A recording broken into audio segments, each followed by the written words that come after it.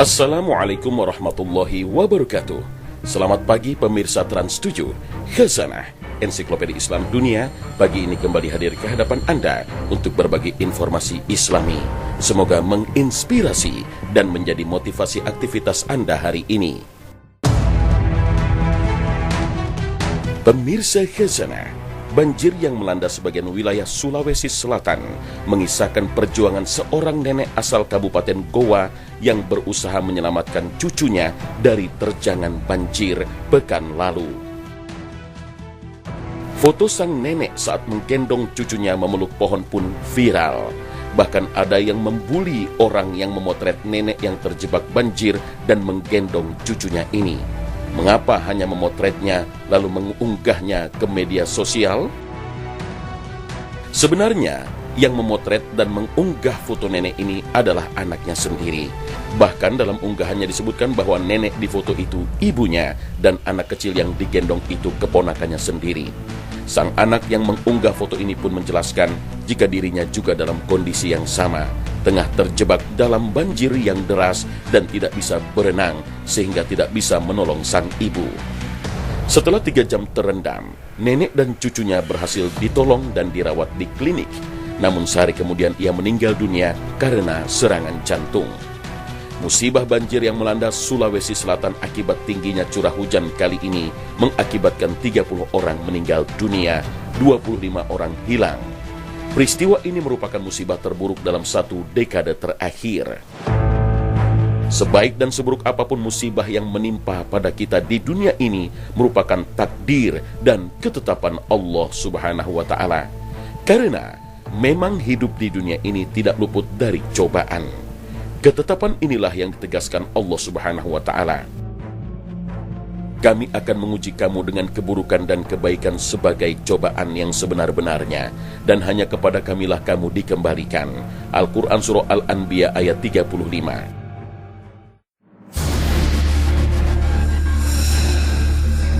Imam Ibnu Katsir menjelaskan ayat ini bahwa Allah Subhanahu wa Ta'ala mengatakan, kami menguji kamu wahai manusia, terkadang dengan bencana dan terkadang dengan kesenangan, agar kami melihat siapa yang bersyukur dan siapa yang ingkar, serta siapa yang bersabar dan siapa yang berputus asa. Maka bagi kita seorang mukmin, jika tertimpa musibah, apapun musibahnya, baik ataupun buruk, musibah banjir, kecelakaan, kematian, kehilangan rezeki, semua itu merupakan ketetapan Allah Subhanahu wa Ta'ala. Tidak ada sesuatu musibah pun yang menimpa seseorang kecuali dengan izin Allah. Barang siapa yang beriman kepada Allah, niscaya dia akan memberi petunjuk ke dalam hatinya, dan Allah Maha mengetahui segala sesuatu. Al-Quran Surah At-Taghabun ayat 11. Imam Ibnu Katsir rahimahullah memaknai ayat ini dengan penjelasan yang menarik. Seseorang yang ditimpa musibah dan dia meyakini bahwa musibah tersebut merupakan ketentuan dan takdir Allah Ta'ala, kemudian dia bersabar dan mengharapkan balasan pahala dari Allah Ta'ala, disertai perasaan tunduk, berserah diri kepada ketentuan Allah Ta'ala, maka Allah akan memberikan petunjuk ke dalam hatinya dan menggantikan musibah dunia yang menimpanya dengan petunjuk dan keyakinan yang benar dalam hatinya. Bahkan bisa jadi Allah Ta'ala akan menggantikan apa yang hilang darinya dengan sesuatu yang lebih baik. Seorang mukmin jika menghadapi musibah yang menimpanya, seorang mukmin jika mendapatkan musibah, ia bersabar dan mengembalikan semua urusannya pada Allah Subhanahu wa Ta'ala sehingga baginya pahala. Semua itu di samping akan semakin menguatkan kesabarannya, juga akan membuatnya selalu bersikap husnuzon atau berbaik sangka kepada Allah Ta'ala dalam semua musibah dan cobaan yang menimpanya. Dengan sikap ini Allah Ta'ala akan semakin melipat gandakan balasan kebaikan baginya, karena Allah Ta'ala memperlakukan seorang hamba sesuai dengan persangkaan seorang hamba kepada Allah. Dalam hadis qudsi Allah berfirman, Aku akan memperlakukan hambaku sesuai dengan persangkaannya kepadaku. Artinya, Allah akan memperlakukan seorang hamba sesuai dengan persangkaan hamba tersebut kepadanya, dan Allah akan berbuat pada hambanya sesuai dengan harapan baik atau buruk dari hamba tersebut. Maka hendaknya hamba tersebut selalu menjadikan baik persangkaan dan harapannya kepada Allah Ta'ala. Selain itu, Allah Ta'ala menjadikan musibah dan cobaan sebagai obat pembersih untuk mengeluarkan semua kotoran dan penyakit hati yang ada pada hambanya. Kalau seandainya kotoran dan penyakit tersebut tidak dibersihkan, maka dia akan celaka karena dosa-dosanya, atau minimal berkurang pahala dan derajatnya di sisi Allah Ta'ala. Maka musibah dan cobaanlah yang membersihkan penyakit-penyakit itu, sehingga seorang mukmin meraih pahala yang sempurna dan kedudukan yang tinggi di sisi Allah Ta'ala. Wallahu a'lam.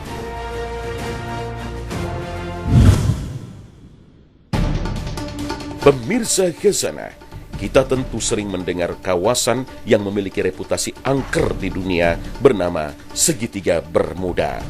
Di kawasan ini, dulu sering terjadi peristiwa hilangnya pesawat atau kapal laut.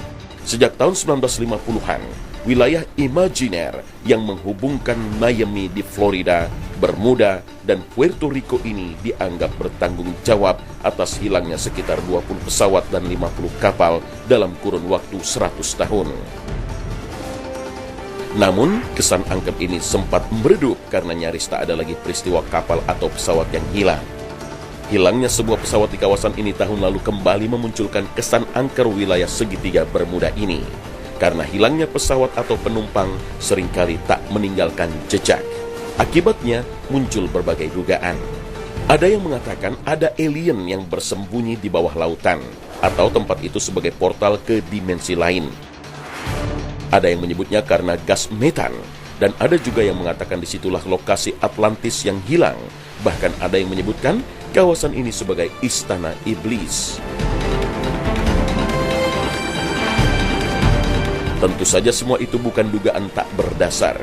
Beberapa tahun lalu seorang penulis Mesir bernama Muhammad Isa Dawud dalam bukunya sempat mengungkap keberadaan istana atau kerajaan iblis di Segitiga Bermuda. Hal ini diketahui dari dialognya dengan jin yang mengaku muslim bahwa di kawasan Segitiga Bermuda merupakan pusat kerajaan iblis. Dari tempat inilah iblis mengendalikan makar dan tipu dayanya pada manusia. Dari pengakuan jin itu pula diketahui karakter iblis yang selalu mengancam dan menyesatkan manusia. Wallahu a'lam. Apakah benar atau tidak hal ini memang sulit dibuktikan karena terkait masalah gaib. Iblis merupakan pemimpin para setan yang memang sudah berikrar di hadapan Allah Subhanahu wa Ta'ala akan menyesatkan anak cucu Adam alaihissalam dengan berbagai macam cara sebelum akhirnya diusir Allah Subhanahu wa Ta'ala dari surga. Sebenarnya, iblis ini dulunya makhluk yang beriman dan sangat taat kepada Allah Subhanahu wa Ta'ala. Namun ia begitu sombong ketika diperintahkan bersujud kepada Nabi Adam sehingga lebih memilih ingkar lalu dikeluarkan dari surga. Sejak itulah iblis mengibarkan perang melawan kebaikan dan kesalehan serta bertekad besar untuk menyesatkan anak cucu Adam, seluruh manusia di bumi dengan cara apapun. Lalu membangun istana dengan singgasana yang begitu luas di atas air. Lalu mengapa iblis membangun singgasananya di atas air, di atas lautan? Pertama, iblis ingin menandingi Allah Subhanahu wa Ta'ala dengan membangun singgasananya di atas air. Sebab Allah Subhanahu wa Ta'ala memiliki arsy atau singgasana juga di atas air, sebagaimana disebutkan dalam firman-Nya. Dan dialah yang menciptakan langit dan bumi dalam 6 masa, dan adalah singgasananya sebelum itu di atas air, agar dia menguji siapakah di antara kamu yang lebih baik amalnya. Al-Quran Surah Hud ayat 7. Abu Razin Al-Uqaili pernah bertanya kepada Nabi SAW, "Wahai Rasulullah, di manakah dahulu Rabb kita berada sebelum menciptakan makhluknya?" Beliau menjawab, "Dia berada di Ama, tidak ada di atas dan di bawahnya udara. Kemudian dia menciptakan arsy-Nya di atas air." Hadis riwayat Tirmizi. Singgasana Allah Subhanahu wa Ta'ala ini berada di atas langit ketujuh dengan ukuran yang sangat besar, bahkan disebut-sebut sebagai makhluk Allah terbesar di alam raya. Itulah mengapa iblis ketika diturunkan dari surga ke bumi karena membangkang perintah Allah Subhanahu wa Ta'ala, iblis kemudian membangun singgasananya di atas air, di atas permukaan air laut. Ia memilih di atas lautan, diantaranya juga karena laut merupakan areal terluas di muka bumi, sehingga memudahkan dirinya mengontrol aktivitas para pengikut dan prajuritnya dalam menggoda manusia. Hal ini juga bisa kita fahami dari hadis Nabi SAW. Jabir radhiyallahu anhu menuturkan dari Rasulullah sallallahu alaihi wasallam bahwa iblis telah membangun singgasananya di permukaan laut. Dari sanalah ia mengirimkan seluruh bala tentaranya. Yang paling berjasa di antara mereka adalah yang paling banyak menebarkan fitnah. Salah satu tentaranya menghadap iblis dan berkata, "Saya telah berhasil melakukan ini dan itu. Kamu belum melakukan apa-apa." Lalu seorang prajurit lain datang melapor, "Aku telah menghancurkan ikatan perkawinan seorang laki-laki dengan istrinya." Iblis menghampirinya dan memberinya pujian, "Engkaulah yang terbaik." Hadis riwayat Muslim. Dari hadis-hadis Nabi SAW ini kita bisa menyimpulkan adanya singgasana iblis yang lokasinya di lautan. Hanya saja tidak ada keterangan rinci di lautan manakah singgasana iblis itu. Apakah lautan di segitiga Bermuda yang dikenal angker itu? Atau bahkan mungkin di tempat lain seperti di laut pantai selatan Jawa yang melegenda itu? Wallahu a'lam.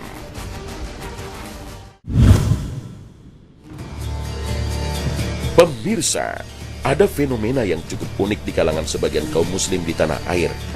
Saat ditanya mengapa tidak mau belajar agama, jawabannya karena khawatir jika semakin tahu ilmu agama sementara dia belum bisa mengamalkan akan semakin besar dosanya.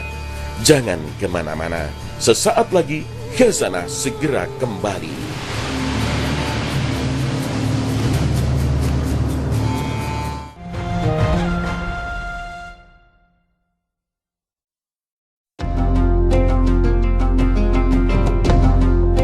Pemirsa Khazanah, ada fenomena unik sekaligus memprihatinkan yang terjadi di sebagian masyarakat. Orang enggan belajar ilmu agama karena alasan tidak ingin berdosa besar. Mengapa? Karena orang yang mengerti dan mengetahui ilmu agama tapi tidak mengamalkannya, maka dia akan lebih berdosa. Berdasarkan inilah, sebagian orang muslim tak ingin belajar ilmu agama agar tidak menanggung konsekuensi melaksanakan perintah agama. Perlu diketahui bahwa sikap tidak mau belajar itu sendiri saja sudah dosa. Sebab menuntut ilmu itu hukumnya wajib. Dan bila seseorang tidak tahu masalah agama, maka dia wajib bertanya kepada yang ahlinya. Kalau diam saja, maka diam itu saja sudah dosa. Allah Subhanahu wa Ta'ala telah memerintahkan umat Islam semuanya untuk bertanya tentang agama ini kepada ulama. Sebagaimana firman Allah Subhanahu wa Ta'ala dalam Al-Quran, "Maka bertanyalah kepada orang yang mempunyai pengetahuan jika kamu tidak mengetahui." Al-Quran, Surah An-Nahl, ayat 43. Al-Quran adalah kitab suci yang wajib hukumnya untuk dipelajari, ditelaah, dikaji, dan ditadabburi isinya. Bukan hanya sekedar dibaca berulang-ulang tanpa pernah mengerti isinya. Allah Subhanahu wa Ta'ala berfirman, "Maka apakah mereka tidak mentadabburkan Al-Quran? Kalau kiranya Al-Quran itu bukan dari sisi Allah, tentulah mereka mendapat pertentangan yang banyak di dalamnya." Al-Quran Surah An-Nisa ayat 82. Rasulullah SAW bersabda, "Menuntut ilmu agama hukumnya adalah fardu bagi tiap-tiap muslim." Hadis riwayat Bukhari. Dengan demikian, tidak mau belajar agama itu justru berdosa karena menghindari kewajiban yang ditetapkan Allah Subhanahu wa Ta'ala kepadanya. Bahkan sudah lebih dulu berdosa sebelum pernah mengenal tentang dosa-dosa.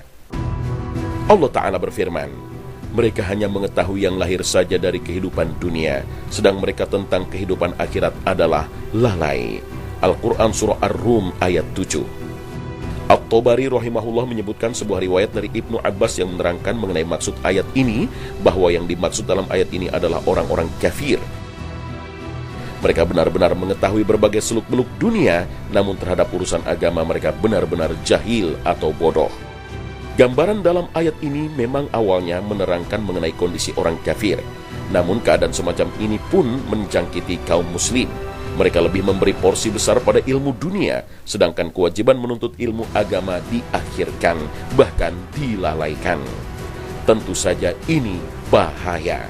Kalau seorang dokter salah memberi obat karena kebodohannya, maka tentu saja akan membawa bahaya bagi pasiennya. Begitu pula jika seseorang yang tidak faham ilmu agama, tentu akan berdampak pada dirinya sendiri dan orang lain yang mencontoh dirinya. Ada seseorang di zaman Nabi SAW yang dimarahi beliau SAW lantaran dia melakukan ibadah yang salah karena tidak berilmu dan tidak tahu, sehingga membuat dirinya meninggal. Jabir radhiyallahu anhu menuturkan, kami dalam perjalanan, tiba-tiba salah seorang dari kami tertimpa batu dan pecah kepalanya. Namun ketika tidur dia mimpi basah. Lalu dia bertanya kepada temannya, apakah kalian membolehkan aku bertayamum? Teman-temannya menjawab, kami tidak menemukan keringanan bagimu untuk bertayamum, sebab kamu bisa mendapatkan air.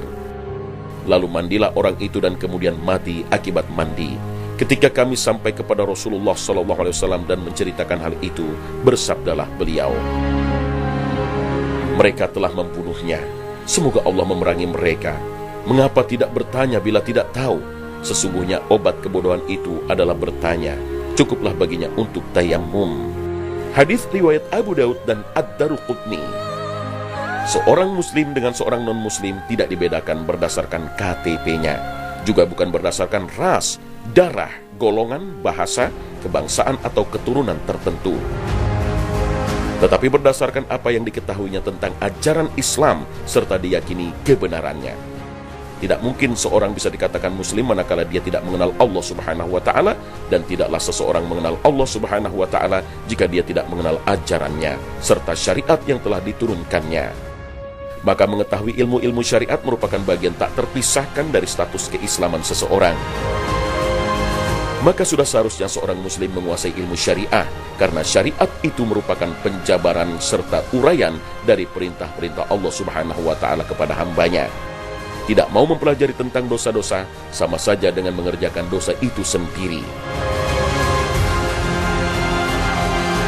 Allah telah memerintahkan kepada kita untuk mengawali amalan dengan mengetahui ilmunya terlebih dahulu. Ingin melaksanakan sholat, harus dengan ilmu. Ingin puasa, harus dengan ilmu. Ingin terjun dalam dunia bisnis, harus tahu betul seluk-beluk hukum dagang. Begitu pula jika ingin berakidah yang benar, harus dengan ilmu.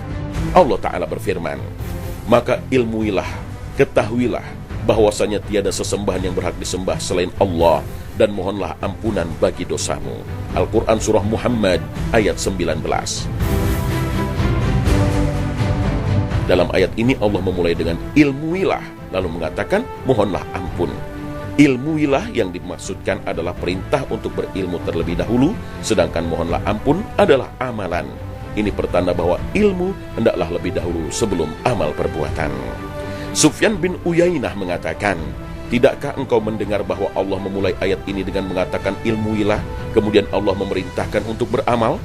Al-Muhallab rahimahullah mengatakan, amalan yang bermanfaat adalah amalan yang terlebih dahulu didahului dengan ilmu.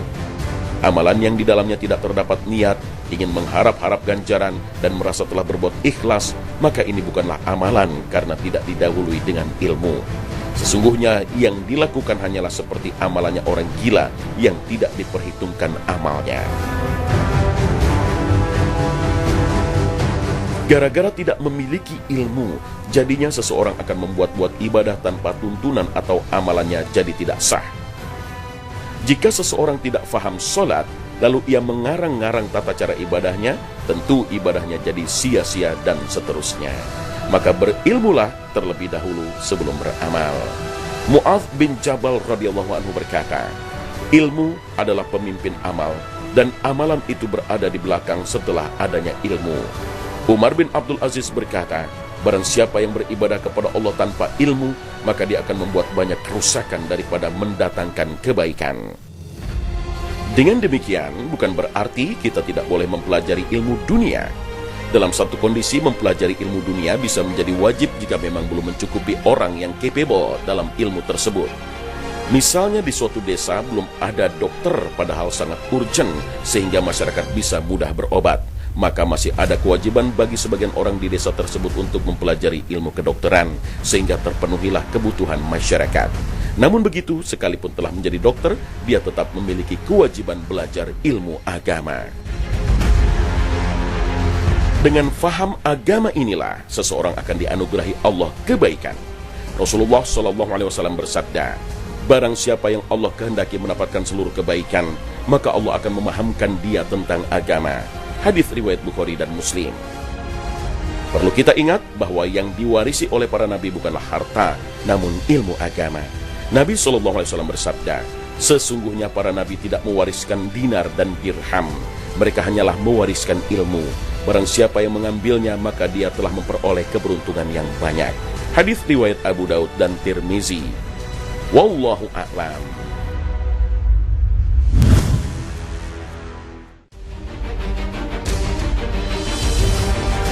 Pemirsa, banyak kita jumpai kasus-kasus kejahatan dilakukan oleh orang yang sebenarnya rajin melakukan ibadah sholat. Padahal Al-Quran telah menegaskan bahwa sholat itu bisa mencegah kemungkaran. Lalu mengapa orang yang rajin sholat itu tidak bisa mencegah kemungkaran pada dirinya? Jangan kemana-mana. Sesaat lagi, Khazanah segera kembali.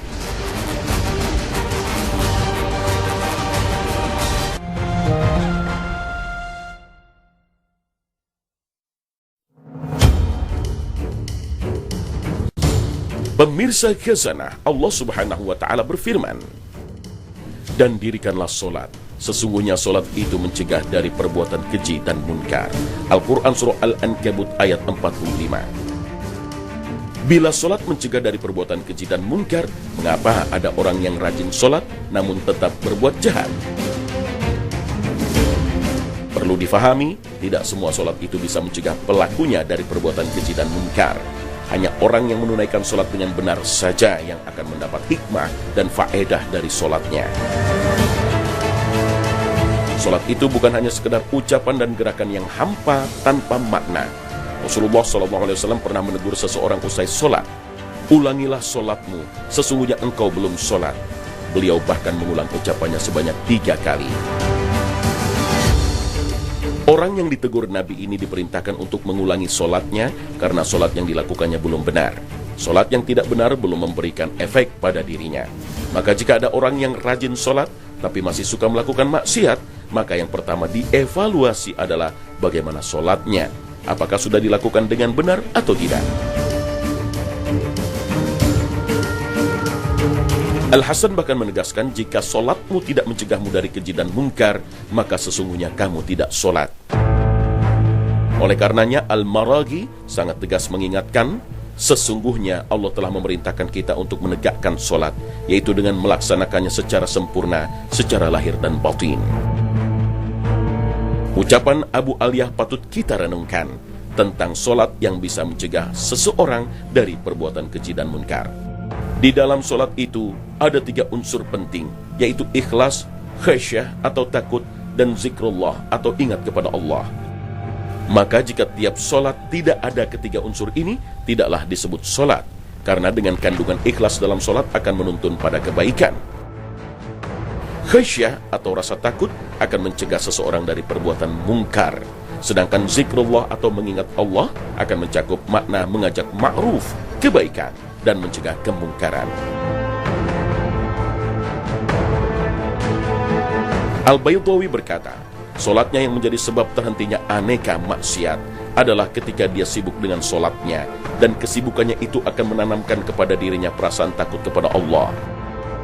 Ad-Nasir Al-Si'di berkata, sisi keberadaan solat mencegah dari perbuatan fahsya dan mungkar, yaitu ketika seorang hamba yang mendirikan solat menyempurnakan rukun-rukun, syarat-syarat dan kekhusyuannya, maka hatinya akan bersih, perasaannya akan jernih, imannya akan bertambah kuat keinginannya untuk melaksanakan kebaikan, dan berkurang atau hilang keinginannya untuk mengerjakan keburukan. Senada dengan ini, seorang ulama kontemporer mengingatkan, ketika sholat seharusnya seseorang mengkonsentrasikan diri untuk dekat pada Allah. Jangan sampai ia menoleh ke kanan dan ke kiri.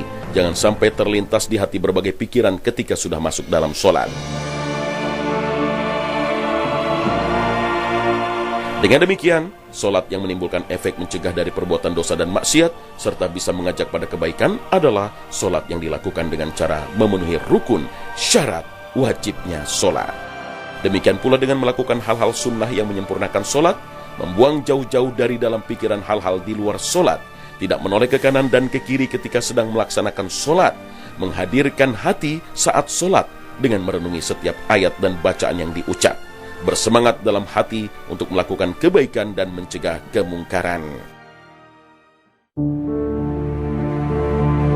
Jika sholat kita belum sampai ke tahap seperti ini, maka patut mengoreksi diri dan tidak perlu menjadikan sholat sebagai kambing hitam. Abu Dzar menuturkan bahwa Nabi SAW bersabda, "Barang siapa yang mendapati kebaikan, maka hendaklah ia memuji Allah, dan barang siapa yang mendapati selain dari itu, janganlah ia menyalahkan kecuali dirinya sendiri." Hadis riwayat Muslim.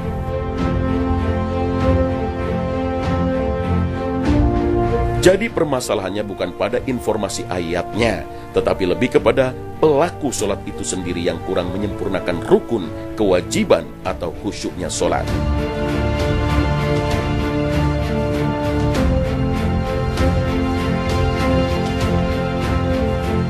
Semestinya kita menyempurnakan semua itu, sehingga sholat kita menimbulkan efek baik dan bisa menjadi penggugur dosa-dosa kita. Sebagaimana halnya yang disampaikan Rasul SAW kepada sahabat-sahabatnya.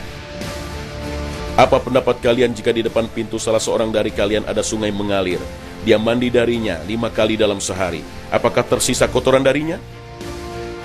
Para sahabat menjawab, "Tidak akan tertinggal kotoran sedikit pun." Beliau bersabda, "Demikianlah sholat 5 waktu. Allah menghapuskan dengannya kesalahan-kesalahan." Hadis riwayat Bukhari dan Muslim.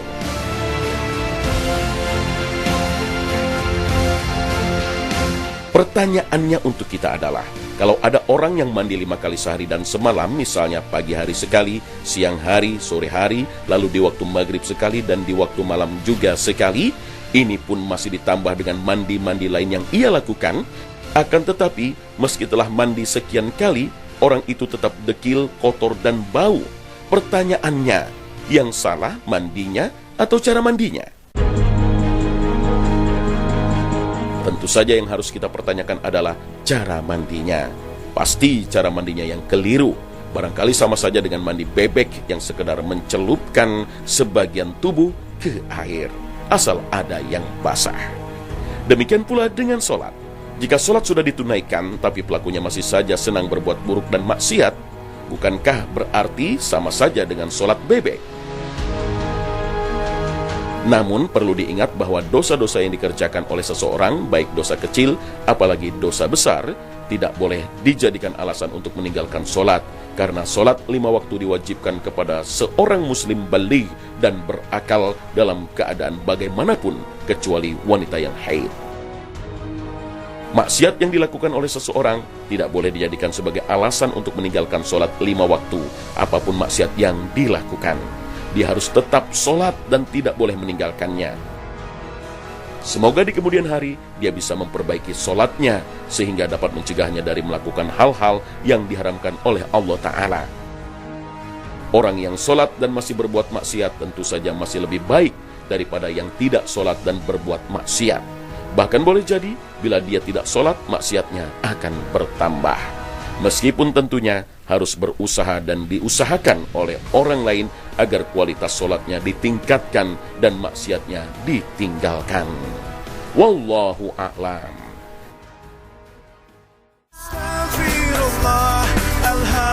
Nah pemirsa, sampai di sini akhir perjumpaan kita hari ini.